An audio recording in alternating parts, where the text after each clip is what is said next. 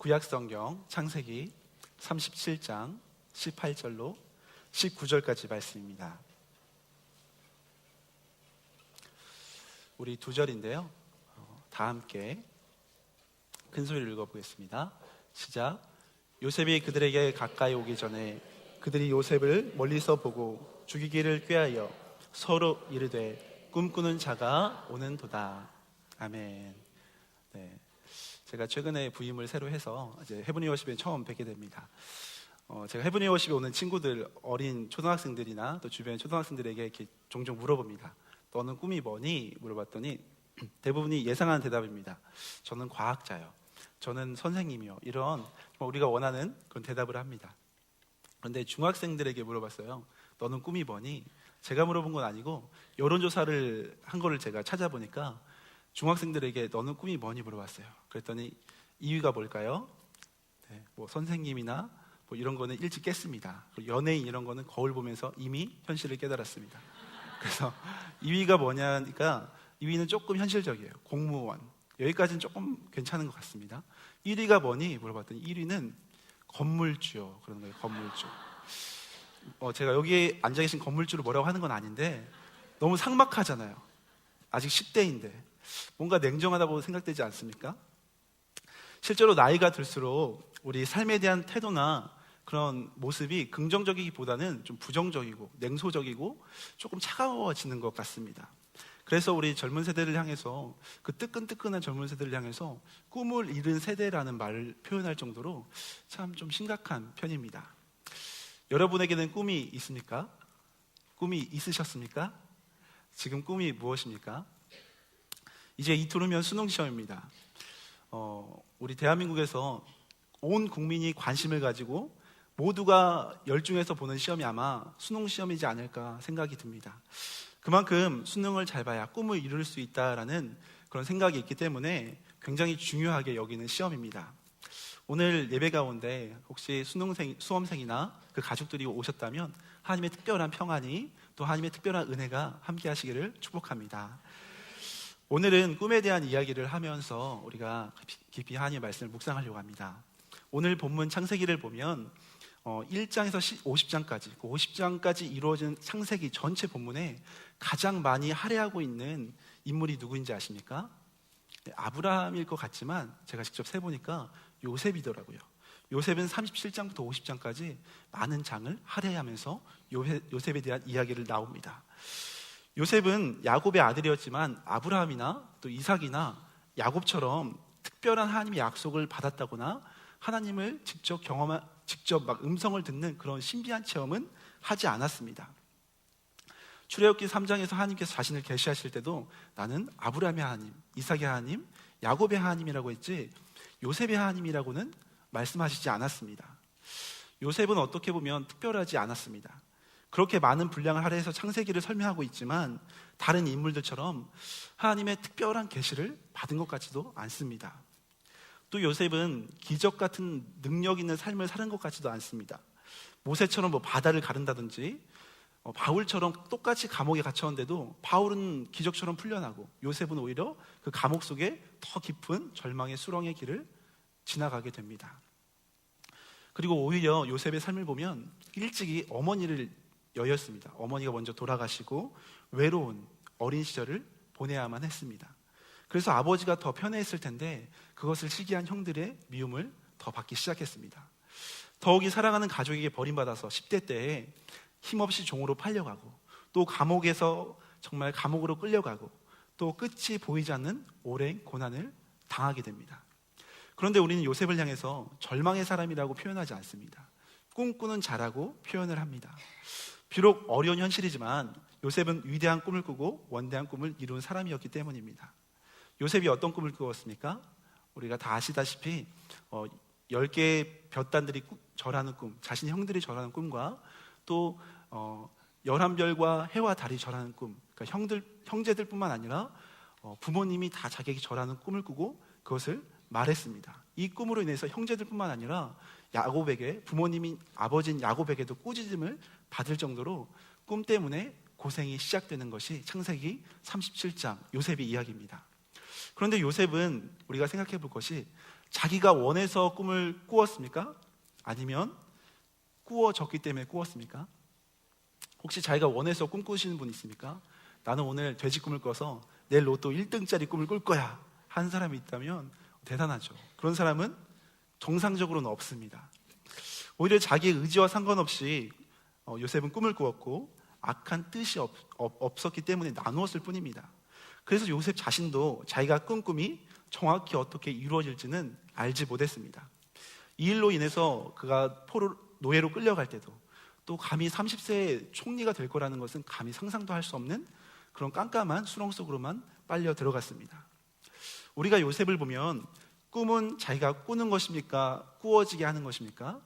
네, 외부의 힘에 의해서 꾸어지는 것입니다.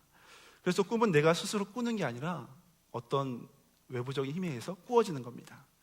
내가 원해서 꾸는 꿈은 내 욕심과 욕망과 내 야망이 들어갈 때가 훨씬 더 많습니다. 그러나 요셉이 꾼 꿈은 꾸어진 꿈입니다. 우리가 알다시피 하나님께서 주신 꿈이었습니다. 저는 오늘도 꿈에 대한 이야기를 나누면서 이 밤에 우리 모든 성도들이 하나님의 꿈을 꾸시기를 예수님의 이름으로 축복합니다. 그런데 하나님께서 주시는 꿈은 크신 꿈을 꾸지 못하도록 방해하는 그런 수많은 어려운 요인들이 참 많습니다. 사단은 끊임없이 우리가 하나님의 크신 꿈을 꾸지 못하도록 우리를 방해합니다. 하나님의 크신 꿈을 꾸지 못하도록 그 방해하는 요소들을 크게 두 가지만 살펴보겠습니다. 첫 번째는 어려운 환경이 꿈을 방해합니다. 20절의 말씀 보니까요, 우리가 오늘 읽진 않았지만 20절 말씀 같이 읽어보겠습니다. 시작. 자, 그를 죽여 한 구덩이에 던지고 우리가 말하기를 악한 짐승이 그를 잡아먹었다 하자. 그의 꿈이 어떻게 되는지를 우리가 볼 것이니라 하는지라. 요셉은 하나님이 주신 꿈을 꾸었지만 끊임없이 방해를 받고 형제들의 미움을 받았습니다. 가장 가까운 그 형제들에게 미움을 받을 정도로 외부적인 공격이 심했습니다.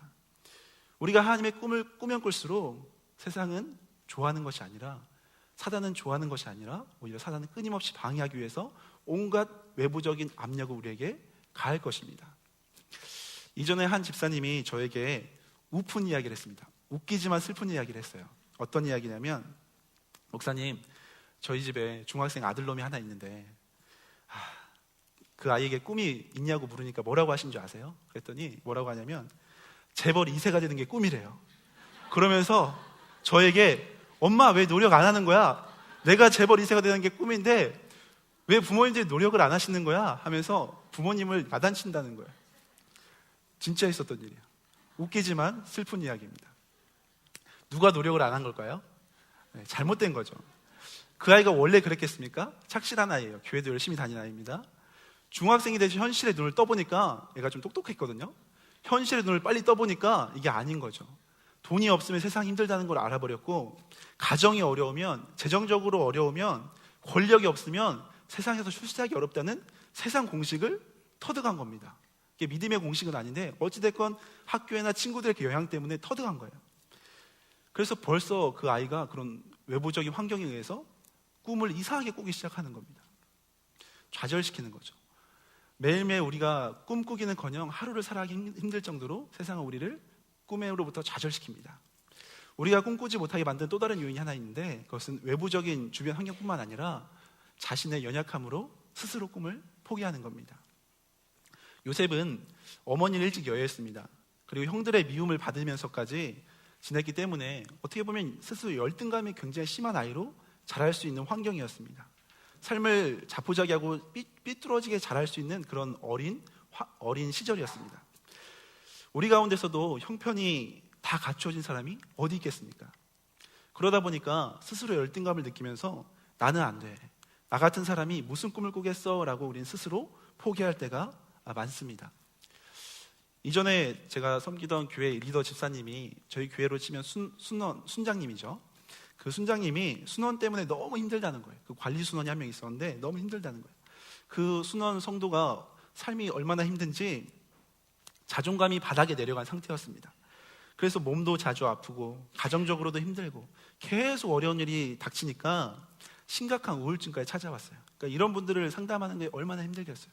또 순장으로서 그 순원을 담당해야만 하는 그 책임감이 있기 때문에 상대 안 할 수는 없고 섬기긴 섬겨야 하는데 굉장히 힘들었습니다. 그러면서 그 순원이 자살까지 느낄 정도로, 또 종종 그런 생각을 할 정도로 이제 정말 안 좋아져 갔습니다. 그러다가 잘못된 합리화를 어떻게 했냐면, 이 순장님에게 자꾸 리더에게 요구하는 거예요. 하나님께서 나를 사랑하신다면 내가 이렇게 힘들게 사는 것을 원치 않을 거예요. 이것까지는 좀 맞는 것 같은데, 그 다음 말이 뭐냐면, 그러니까 내가 빨리 스스로 목숨을 끊어야 돼요. 이런 말도 안 되는 소리 하는 거예요. 잘못된 거죠. 자기가 목숨을 끊는 게 하나님의 뜻일 거라고 합리화를 하는 거예요. 사단은 끊임없이 우리에게 속삭이고 속입니다. 너는 안 돼. 너는 끝났어. 너는 꿈꿀 수 없어. 우리로 하여금 스스로 좌절하도록 우리를 포기하게 만듭니다. 그러나 하나님이 함께 하신 사람은 어떻습니까? 하나님은 죽었던 자도 살리는 능력이 있습니다. 오히려 넘어진 자도 일으키는, 소생케 시키시는 능력이 있습니다. 주님이 이 땅에 오셔서 하신 말씀이 무엇입니까? 나는 부활이요 생명이다. 그러니까 우리 가운데 마음에 좌절이 되고 꿈을 자꾸 잃어가는 분이 있다면 사단의 생각이라 느끼시고 주님의 은혜로 회복되어지기를 소망합니다. 악한 사단의 유혹을 받는 세상은 끊임없이 주변 환경을 통해서 또 우리 스스로 우리 마음을 낙심시키면서 꿈을 포기하게 만들려고 합니다. 요셉 또한 주변의 환경적으로나 또 자신의 연약함으로 인해서 꿈을 얼마든지 포기할 가능성이 저희보다 많았습니다. 그러나 요셉의 형들이 요셉을 보면서 무엇이라고 불렀습니까? 오늘 19절입니다. 같이 한번 다시 읽어보겠습니다. 시작. 서로 이르되 꿈꾸는 자가 오는도다. 요셉의 형들이 요셉을 보면서 동생아, 동생 온다 이렇게 하지 않고 꿈꾸는 자가 온다라고 했어요.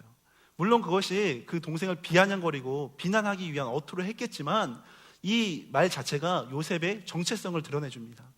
성경을 보게 되면 요셉뿐만 아니라 하나님께서 함께 하시는 사람은 반드시 꿈을 꾸게 되어 있습니다.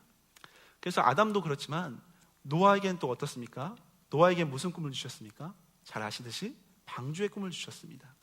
아브라함에게는 무슨 꿈을 주셨습니까? 믿음의 조상 아브라함에게는 새로운 땅, 또 복의 근원이 될 것이다 라는 믿음의 조상 그 놀라운 영광의 꿈을 주셨습니다. 또 모세는 어떻습니까? 80세라는, 여기 80세 안 계시죠?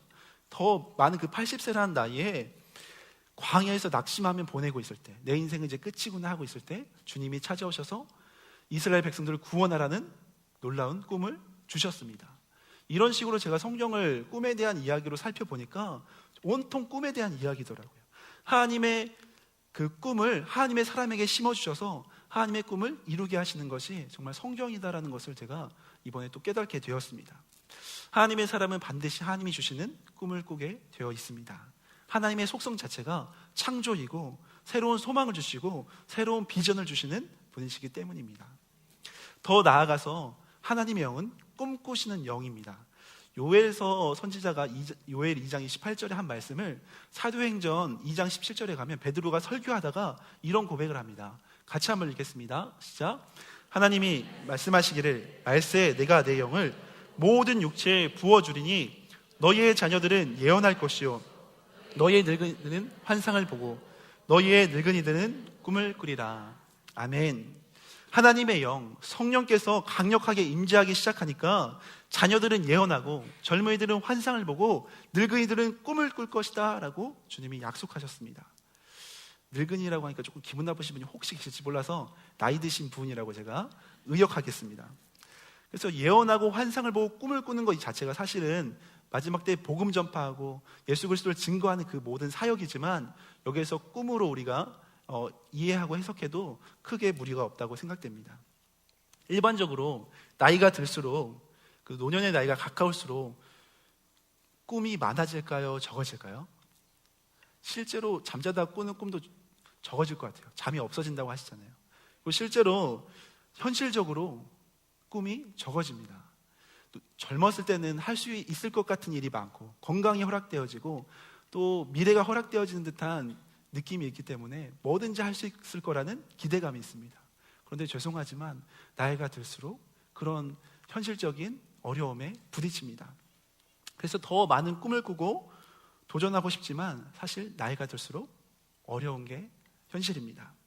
그런데 성령님께서 임하시면 나이가 드신 분들도 꿈을 꾼다라고 말씀하고 있습니다. 성령님이 함께 하시면 인생은 인생의 나이는 숫자에 불과하다. 주님이 주시는 꿈을 꾸게 된다라고 주님은 말씀하십니다. 노년의 나이에도 만약에 꿈을 꾼다면 그 밑으로 젊은이들은 꿈을 꾸는 게 쉽겠습니까? 어렵겠습니까? 꿈을 꾸는 게 쉽겠죠. 성령님께서 역사하시면 그것이 외형적으로 드러나는 모양이든 아니면 내면적으로 성품이든 상관없이 분명히 어떤 형태로든지 꿈을 꾸게 되어 있습니다. 우리가 즐겨 부르는 찬양 중에 성령이 오셨네라고 있습니다. 제가 좀 준비했는데요, 부를까 말까 지금 고민하고 있습니다. 노래를 못해서. 그 후렴구를 보면 굉장히 은혜롭습니다. 성령이 오셨네, 성령이 오셨네, 내 주에 보내신 성령이 오셨네. 다음이요, 같이 해볼까요? 우리 인생 가운데 친히 찾아오셔서 그 나라 꿈꾸게 하시네. 감사합니다. 저는 아무도 안 부르실 줄 알았는데 갑절의 은혜가 있을 줄 믿습니다. 우리 인생 가운데요, 성령님이 찾아오시면 그 나라, 하나님의 나라를 꿈꾸게 하신다고 우리가 고백하는 것처럼 성령의 영이 임하시면 꿈을 꾸게 하십니다. 12제자 또한 예수님이 눈앞에 살아계실 때는 그렇게 부인했어요. 예수님이 마지막 십자가 하는 그날까지 그렇게 부인했어요. 그런데 그들이 예수님이 떠나시고 눈에도 보이지 않는 예수님을 향해서 어떻게 목숨을 걸고 그들이 순교자적 신앙을 보였습니까? 성령이 임하시기 시작하니까 그렇게 정말 목숨 걸고 살아가는 주님의 제자들로 변화되었습니다. 성령이 충만하니까 주님 주신 꿈을 꾸기 시작하고 모든 것을 드리기 시작했습니다. 여기 있는 우리 모든 성도님들도 오늘 이 밤에 성령 충만함으로 하나님이 주시는 새로운 꿈을 꾸시고 누리시기를 축복합니다. 성령님께서 주시는 꿈은 크고 위대하다고 생각합니다. 요셉처럼 물론 높은 지위, 위대한 지도자라고 생각할 수 있지만 저는 그것을 말하는 것이 아니라 비록 사람들이 보기에는 작은 일이라고 해도 비록 초라한 신분에 있을지라도 그 섬김이 주님께서 주신 꿈이라면 위대하다고 저는 생각됩니다. 한 예로 제가 존경하는 집사님 중에서 20년 이상 주일학교 교사로 섬기신 분이 있습니다. 그분은 신실하게 정말 교사로 섬기셨는데 이분은 정말 하나님 앞에서나 아이들 앞에서 최선을 다해서 한 번도 주일을 범하지 않고 섬겼습니다. 그런데 이분의 직업이 무엇이냐면 건물 청소부셨어요. 그래서 여성으로서 노년의 나이에 건물을 청소하고 또 여러 가지 육신적인 연약함으로 인해서 몸이 아프고 그리고 인간적으로 너무 초라한 자기 모습을 보면서 때로는 제가 교사도 될까요? 제가 과연 학부모들에게 전화해서 아이들 신방하고 하는 게 때로는 부끄러울 때가 있는데 계속해도 될까요? 저희 가끔 물어보신 분이 있었어요.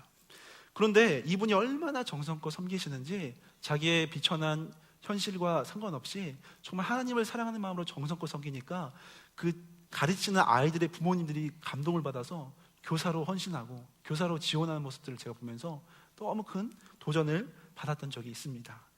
이분에게는 비록 현실적인 삶은 척박하지만 다음 세대, 그 어린 영혼들을 섬기는 것이 하나님이 주신 꿈이다라고 믿었던 것 같습니다. 또 저희 교회는 토요일 오전이 되면 청소팀이 모여서 청소를 하세요. 제가 이제 온 지 한 달밖에 안 되기 때문에 이분들이 토요일날 청소하는 거 보면서 제가 참 많은 은혜를 받았습니다. 그 중에 연세 드신 분들이 참 많습니다. 그래서 사무실에서 업무를 보고 있으면 이 연세 드신 청소팀이 들어오셔가지고 청소를 하기 시작합니다. 그럼 객관적으로 보면 버릇이 없잖아요. 젊은 사람은 앉아있고 정말 어르신들은 청소하고 계시고. 그래서 제가 너무 감사하고 감탄해서 연세 드신 그 남자 집사님께 이렇게 말씀했습니다. 너무 수고가 많으세요. 너무 감사합니다. 그랬더니 그 집사님께서 뭐라고 하시냐면 나이 많은데 이거라도 시켜주셔서 너무 감사해요. 이 고백을 하시는 거예요. 제가 생각한 것보다 정말 수준 너무 높은 고백을 하셔가지고 제가 순간 정말 감동을 받았습니다. 나이 많은데 이거라도 섬길 수 있어서 이거라도 불러주셔서 너무 감사합니다. 그런 고백을 하시는 거예요. 그분의 마음이 얼마나 크게 느껴지는지 비록 연세를 드셨지만 주님을 위해서 살아가고자 하는 그 분이 바로 위대한 하나님의 꿈을 가진 분이다라고 저는 생각하게 되었습니다. 세상의 빈부 귀천을 막론하고 하나님께서 주시는 꿈이 위대한 이유는 그 꿈을 주시는 우리 하나님께서 위대하시기 때문입니다. 우리는 비록 작고 연약하지만 하나님이 주시는 꿈은 하나님께서 위대하시기 때문에 위대합니다. 그렇다면 하나님께서 주시는 꿈이 무엇인가? 어떤 꿈이 하나님이 주신 꿈인가? 우리 두 가지만 살펴볼 텐데요. 먼저 첫 번째는 하나님을 나타내는 꿈입니다. 요셉은 애굽의 총리가 된 이후에 거의 20년 이상 지나서 형제들을 드디어 극적으로 만납니다. 그리고 결국 자신을 버린 그 가족을 만나게 되는데 그 꿈을 드디어 이룹니다. 20여 년 만에 자기의 형제들이 자기에게 절하는 꿈을 이루게 됩니다. 눈앞에서 그것을 이루면서 어떻게 고백하냐면 창세기 50장 20절에 이렇게 고백합니다. 같이 한번 읽어보겠습니다. 시작. 당신들은 나를 헤아려 하였으나 하나님은 그것을 선으로 바꾸사 오늘과 같이 생명을 구원하게 하시려 하셨나니. 요셉은 꿈을 이루고 나서 하나님만 드러냅니다. 하나님은 그것을 선으로 바꾸셨다. 당신들은 나를 버렸지만 내가 이렇게 내 꿈을 이루고 총리가 되기 위해서 내가 죽어라 열심히 했다라고 고백하지 않고요, 뭐라고 고백하냐면 하나님께서 그것을 선으로 바꾸셨다. 여러분이 나를 죽이려고 했지만 하나님이 그것을 선으로 바꾸셨다. 하나님만 드러냅니다. 요셉은 꿈을 이루고 나서 하나님을 드러낼 뿐만 아니라 꿈을 이루는 모든 과정을 봐도 하나님을 드러냅니다. 보디발의 아내가 유혹을 합니다. 그때 창세기 39장 9절에 이렇게 말합니다. 같이 한번 읽겠습니다. 내가 어찌 큰 악을 행하여 하나님께 죄를 지으리까? 하나님께 죄를 지으리까? 그의 관심은 하나님을 중심이고 하나님을 나타내는 겁니다. 그리고 창세기 41장에 가면 꿈을 이루기 전에 바로왕 앞에 서게 됩니다. 그리고 바로왕의 그 꿈을 해몽하면서 이제 출세를 하게 되는데, 그때에도 이렇게 말합니다. 41장 15절에 바로왕이 이렇게 말합니다. 내가 한 꿈을 꾸었으나 그것을 해석하는 자가 없더니 들은즉 너는 꿈을 들으면 능히 푼다 하더라. 그랬더니 요셉의 대답이 가관입니다. 요셉이 대답하되 내가 아니라 하나님께서 바로에게 편한 대답을 하시리이다. 하나님께서 하신다. 그리고 25절에 가면 또 이렇게 고백합니다. 하나님이 그가 하실 일을 바로 당신에게 보이심이니이다. 이 말을 28절에 똑같이 고백해요. 내가 아니라 하나님이 당신에게 보이실 겁니다. 꿈이 크고 위대하다는 것은 어떻게 보면 영향력이 그만큼 크다는 것을 의미한다고 생각합니다. 내가 속한 그 자리에서 나를 통해서 하나님이 얼마나 드러나느냐, 작고 비천한 나지만 나의 모습을 통해서 하나님이 하나님 되심을, 하나님이 일하심을 얼마나 드러나느냐, 그렇다면 그 사람은 하나님의 크신 꿈을 꾸고 이루어가는 사람이라고 생각합니다. 저는 성도님들과 신방을 요즘 많이 하게 됩니다. 그러면서 많은 감동을 받습니다.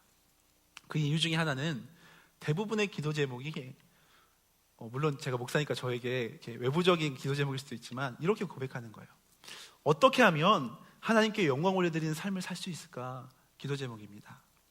그러면서 제가 가진 재능을 통해서 부족하지만 어떻게 하면 이 일을 통해서 하나님을 위해 사용할 수 있을까? 기도 제목입니다. 그런 고백을 이번 주에만 제가 여러분에게 받았습니다. 그런 고백을 제가 받으면 저도 잃어버렸던 꿈이 다시 막 꿈틀거리는 것 같아요. 저도 까먹고 잃어버렸던 그 하나님을 향한 꿈이 다시 도전받고 정말 은혜를 받게 됩니다. 그러나 여러분, 막상 우리가 주님을 위한 좋은 계획과 꿈을 꾸어도 사실 우리의 현실은 쉽지가 않습니다. 계속 막히고 더디 이루어지는 것 같고 답답함이 사실 우리의 삶 가운데 매일매일 있습니다. 요셉 또한 그랬습니다. 요셉도 얼마나 고생했는지, 요셉처럼 고생한 사람이 있습니까? 혹시 여기서 13년 동안, 거의 10여 년 동안 감옥에 갇히신 분이 있으십니까? 죄송합니다. 부끄러워서 손을 들 수도 없지만 그런 분이 있을 수도 있지만 없겠죠. 요셉처럼 고생한 사람은 없을 겁니다. 정말 누명을 쓰고 그런 고난을 당한 사람은 없을 겁니다. 요셉이 왜 이렇게 고난을 당했습니까? 하나님 때문에, 하나님이 주신 꿈 때문에 그렇게 고생했습니다. 그렇지만 우리가 다 아는 것처럼 그 고생이, 그 고난이 헛고생이었습니까? 그 모든 걸 통해서 하나님은 결국 합력하여 선으로 바꾸셨습니다. 그 모든 과정이 축복의 과정이었음을 우리는 알고 믿습니다. 사랑하는 여러분, 우리 또한 깊은 그 수렁 가운데 잠시 흔들릴 수는 있습니다. 그러나 하나님이 주신 소망, 그 꿈이 있기 때문에 우리는 반드시 넘어지지 않고 승리할 수가 있습니다. 꿈을 주신 분도, 꿈을 이루시는 분도 누구십니까? 우리 하나님이십니다. 오늘 헤블리 워십을 통해서 하나님을 나타내는 꿈을 회복하시기를 소망합니다. 하나님께서 주시는 꿈, 첫 번째가 하나님을 나타내는 꿈이라면, 두 번째, 하나님이 주시는 꿈은 나와 타인을 살리기 위한 꿈입니다. 요셉은 꿈을 이루고 나서 형님들 잘 만났습니다. 제가 드디어 복수할 기회입니다. 당신들 나를 팔았지요 하면서 복수의 칼날을 갈지 않았습니다. 오히려 동생 앞에서 벌벌벌 떨고 있는 형들을 향해서 이렇게 고백합니다. 아까 읽었던 말씀인데요, 다시 한번 읽겠습니다. 당신들은 나를 해하려 하였으나 하나님은 그것을 선으로 바꾸사 오늘과 같이 많은 백성의 생명을 구원하게 하시려 하셨나니. 아멘. 평생 받은 상처를 얼마든지 속 시원한 복수로 할 수 있었지만 오히려 자기가 가진 능력과 힘을 가지고 자기의 유익을 위해 사용하지 않았습니다. 오히려 많은 생명을 구원하기 위해서 하나님께서 나를 보내셨다라고 그는 믿음의 고백을 합니다. 나와 다른 사람을 살리기 위해서 나를 보내신 하나님의 선한 인도하심이다라고 그는 고백합니다. 이처럼 하나님이 주신 꿈은 나뿐만이 아니라 다른 사람을 살리는 은혜의 꿈인 줄로 믿습니다. 사실 우리 모든 성도들은, 이 자리에 앉으신 모든 분들은 알게 모르게 나와 타인을 위한 그 주님이 주신 꿈을 다 품고 있습니다. 그것이 무슨 꿈이겠습니까? 바로 복음 전파, 영혼 구원의 꿈입니다. 우리 중에 믿지 않는 가족이나 주변에 믿지 않는 사람이 있다면 그 사람에게 믿음이 생기도록, 또 우리 가족 가운데 믿음이 생기도록 기도하지 않는 사람이 어디 있겠습니까? 혹시 기도를 안 할 수도 있지만 제가 물어보면 항상 기도의 제목을 말씀하시더라고요. 오늘도 전화신방 여러 명과 했는데 다들 기도의 제목이 믿지 않는 우리 남편, 믿지 않는 우리 자녀, 믿지 않는 우리 누구 위해서 기도해달라는 거였어요.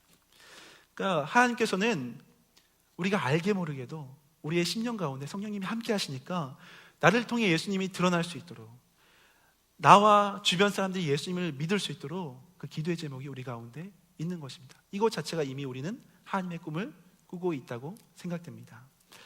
하나님께서 우리에게 주신 모든 꿈, 그것이 직업적이든 어떤 모습으로 나타나는 것이든 아니면 우리 내면적으로 소망을 품고 있는 것이든 성품이든 상관없이 결국 그 모든 걸 통해서 주님은 우리가 예수님을 닮고 예수님을 전하는 그 꿈으로 이루실 줄로 믿습니다. 자기의 야망에 따라 꾸는 꿈은 빨리 이루어지기 위해서 우리가 조급해합니다. 그리고 자기 뜻대로 안 되면 불안해합니다. 상황이 힘들어지면 때로는 하나님까지 불신합니다. 하나님, 저에게 이런 꿈을 주셨잖아요. 왜 근데 안 이루어져서 불신한다면 그것이 하나님이 주신 꿈인지 되돌아봐야 합니다. 그러나 하나님이 주신 꿈을 품은 사람은 꿈을 주신 분도 하나님이시오, 꿈을 이루실 분도 하나님이시기 때문에 어려움 가운데서도 평안한 가운데 주님을 신뢰할 수가 있다고 생각합니다. 우리는 청지기로서 우리가 맡은 역할로 최선을 다하고 모든 결과를 하나님께 맡기시는 믿음의 자녀 되시기를 소망합니다.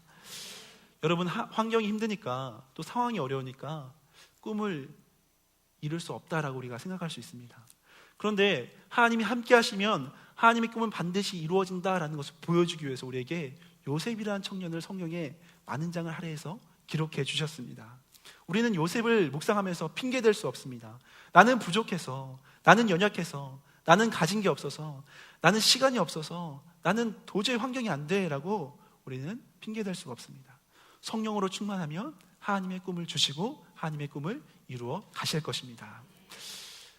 제가 10대 시절에 저에게도 참 많은 꿈이 있었습니다. 저는 꿈이 많다 보니까 어떤 때는 내게 주신 꿈이 뭘까 항상 고민이 많았습니다.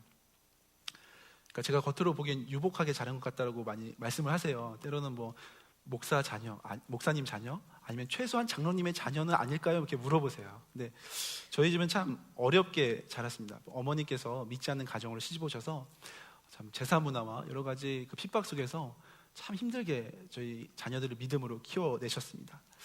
그런 어린 시절 가운데 경제적으로도 힘들고 또 가정적으로도 항상 싸우시고 불화가 많고 또 건강도 제가 스스로 너무 약한 편이어서 구체적으로 꿈을 그리기에는 너무 힘든 그 먹구름이 제 매일매일의 삶 가운데 있었습니다. 그래서 답답한 학창 시절을 보내면서 진로에 대한 고민이 참 많았습니다. 그래서 아마 정확한 꿈이 없다 보니까 꿈이 그냥 많았던 것 같아요. 뜬구름 잡는 생각들만 많았던 것 같습니다. 그러다가 고3 때 수능을 앞둔 날이었습니다. 여러분처럼 이틀은 아니지만 한 열흘 정도 앞둔 날이었습니다. 주일 예배가 끝나고 교회 로비에서 그때 전도사님이 저를 보더니 이번에 신학교 갈 거지? 이러는 거예요. 그 소리를 들으면 기분이 좋을까요? 무서울까요? 막 힘들었어요.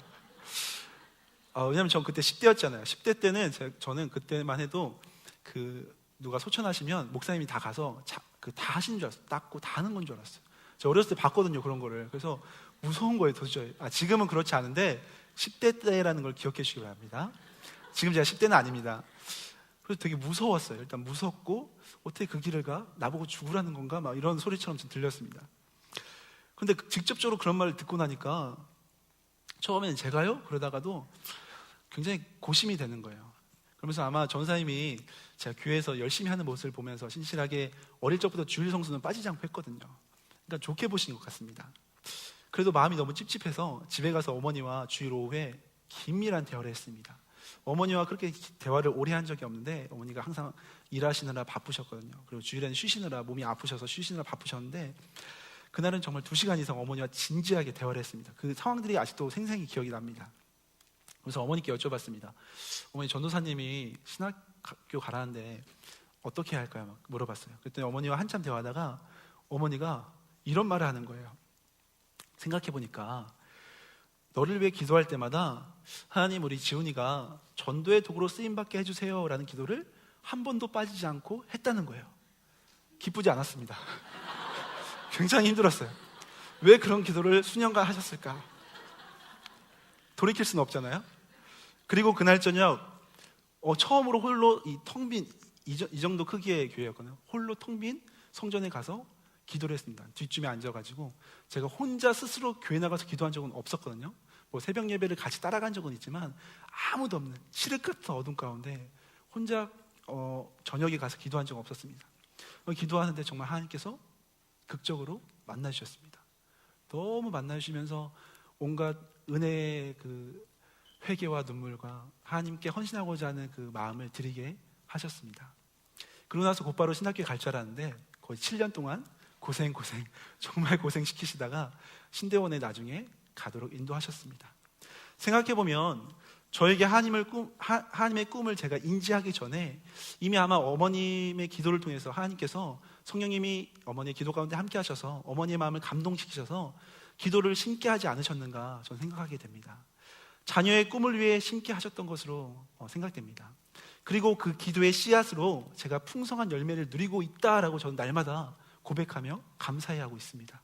제가 이렇게 사역하고 제가 이렇게 감히 이렇게 사역할 수 있다는 것 정말 어머니의 기도 그 씨앗이 정말 풍성한 열매를 맺어서 제가 정말 거저 얻어먹고 있다라고 날마다 감사의 고백을 아니할 수가 없습니다. 에베소서 3장 20절에는 이렇게 고백합니다. 같이 한번 읽겠습니다. 시작. 우리 가운데서 역사하시는 능력대로 우리가 구하거나 생각하는 모든 것을 더 넘치도록 능히 하실 이에게. 아멘. 메시지 성경으로 제가 이거를 번역본을 보니까 이렇게 말합니다. 여러분도 알다시피 하나님은 무엇이든지 하실 수 있는 분입니다.